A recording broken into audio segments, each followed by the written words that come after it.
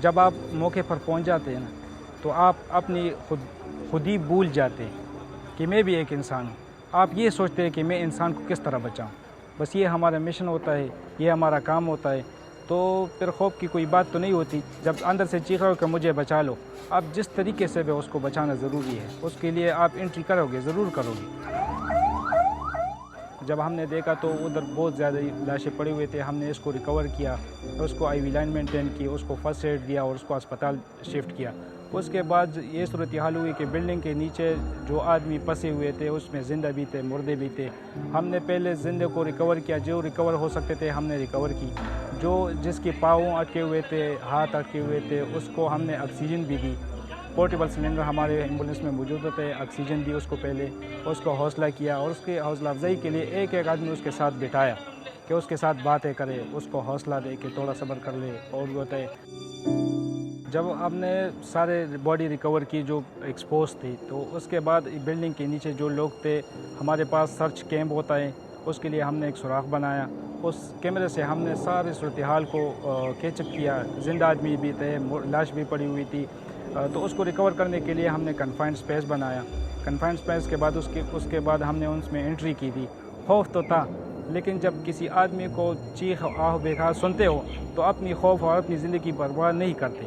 پہلے تو اندھیرا تھا, لیکن ہم نے ٹارچ کو منگوایا, ٹارچ بھی لگایا, اس میں سرچ بھی کیا کہ زندہ کتنے ہیں.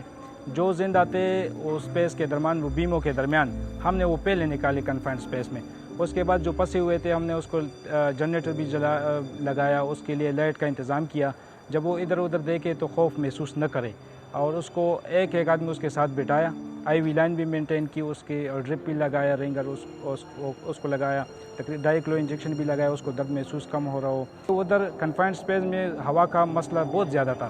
ہماری ساتھ سانس بھی پھول رہی تھی, لیکن ہم نے کوشش کی اور حالات کو مینٹین کرتے ہوئے کام بھی جاری رکھا اور اپنے آپ کو بھی بچا لیا. وہ تو بہت زیادہ خوفزدہ تھے, اور اس نے یہی بات کی کہ مجھے نکال دے, مجھے زندہ نکال دے. ہم نے کہا کہ ہم کوشش کر رہے ہیں انشاءاللہ آپ کو زندہ آپ کو نکالیں, لیکن آپ حوصلہ رکھیں, ذکر کریں, اللہ کو یاد کریں, اللہ بچانے والے ہیں, ہم کچھ بھی نہیں کر سکتے. اس کو خوف کو مٹانے کے لیے جو آدمی اس کے ساتھ بٹھایا تھا اس کے گھر کی باتیں کریں. آپ نے شادی کی ہے یا نہیں کی ہے, بچے ہے نہیں ہے, ماں باپ ہے, بہن ہے. اس کی توجہ اس خوف سے ہٹانے کے لیے اس کے لیے باتیں کی کہ اس کی توجہ ہٹ جائے اس سے. وہ آدمی جو تھا اس کو امپوٹیشن اس لیے کی کہ وہ بیم کے درمیان میں تھا. بیم کو درمیان اٹھانا بہت زیادہ مشکل تھا. پھر ہم نے وہ ڈاکٹر آئے تھے آر ایم آئی کے یا پولیس اسپتال کے ڈاکٹر ہوئے تھے, انہوں نے اس مشورہ کیا اس اسپیس میں, وہ بھی اس کے ساتھ چلے گئے. اس نے اور ہم نے کمبائن مشورہ کیا کہ یہ بیم اٹھانا بہت زیادہ مشکل ہے, اس لیے پیر کاٹنا اس کے لیے اچھا ہے. پھر ہم نے پیشنٹ سے مشورہ کیا, اس نے کہا کہ پیر کاٹ دو لیکن مجھے نکال دو. پھر اس کے اجازت کے بعد وہ ڈاکٹروں نے ہم اس کے ساتھ تھے, آئی وی لائن مینٹین کی, آکسیجن بھی دیا, اور اس نے اس کا پیر کاٹ دیا اور اس کے بعد اس کو نکال دیا. 2 بجے گیا تھا, دوپہر کے 2 بجے, رات بھی وہی گزاری. مجھے یہ بھی اندازہ نہیں ہو کہ رات کب آئی, کب گزری اور صبح کب ہوئی. لیکن 8 بجے جب آیا تھا تو جب وہ 4 بجے تقریباً وہ زندہ پیشنٹ کو نکال دیا.